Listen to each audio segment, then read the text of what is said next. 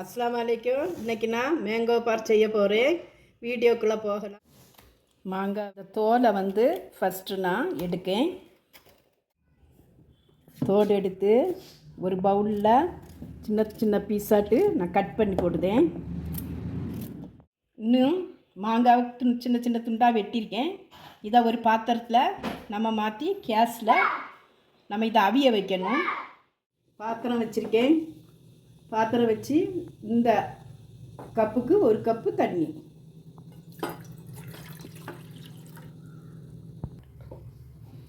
தண்ணி கொதிச்சாச்சு.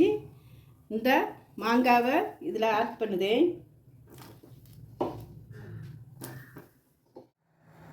மாங்காவை வேக வச்சு எடுத்துட்டேன். நல்ல குழைவாக இருக்கு பாருங்க. நல்லா இனி இதை நம்ம மிக்ஸி ஜாரில் அடிக்கணும். இப்போ இதை மிக்ஸி ஜாரில் மாற்றுதேன். மிக்சியில் அரைச்சி ஒரு பாத்திரத்தில் ஊற்றி கேஸை ஆன் பண்ணுதேன். இதை நல்லா கிண்டி கொடுக்கணும்.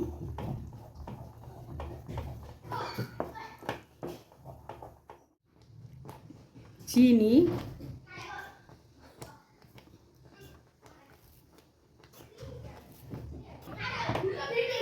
நான் 6 ஸ்பூன் போட்டிருக்கேன். இந்த ஸ்பூனுக்கு 6 ஸ்பூனு சர்க்கரை போட்டிருக்கேன்.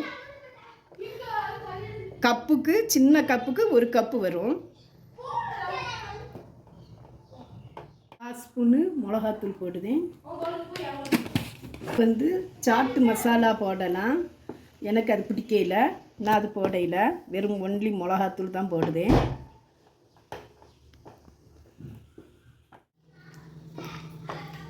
இன்னும் நம்ம கேஸை ஆஃப் பண்ணிடலாம். இதை ஒரு பிளேட்டில் நமக்கு மாற்றலாம். நெய் தடவி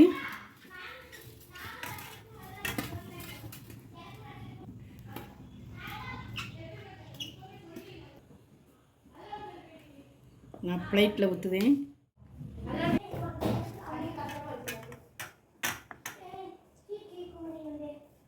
மூணு பிளேட்டுக்கு நான் ஊற்றிருக்கேன். இது எனக்கு 2 நாள் ஆகும். 2 நாள் கழித்து நமக்கு எடுக்கலாம். பாருங்க, மாங்காய் எவ்வளோ அழகாட்டு காஞ்சிருக்கு பாருங்க. எவ்வளோ சூப்பராக இருக்கு பாருங்க மாங்காட. இப்போ இதையும் காட்டுதேன்.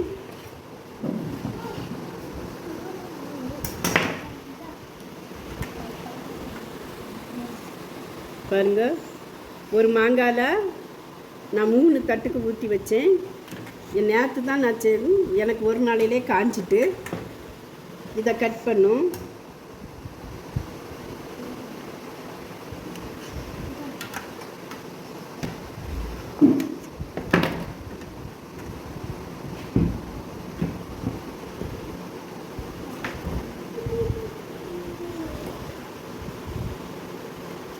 பாருங்கள் எவ்வளோ அழகாக இருக்குது பாருங்கள். குழந்தைகளுக்கெல்லாம் கொடுக்கலாம். நம்ம வீட்டிலே ஃப்ரெஷ்ஷாகவே செய்தது. நல்ல குழந்தைகளுக்கு கொடுத்தா நல்லா இருக்கும். நீங்கள் இதே மாதிரி செய்து பாருங்கள். பார்த்துட்டு கமெண்டில் சொல்லுங்கள். லைக் பண்ணுங்கள், ஷேர் பண்ணுங்கள், சப்ஸ்கிரைப் பண்ணுங்கள். மறக்காமல் பெல் பட்டனை கிளிக் பண்ணுங்கள். அஸ்ஸலாமு அலைக்கும்.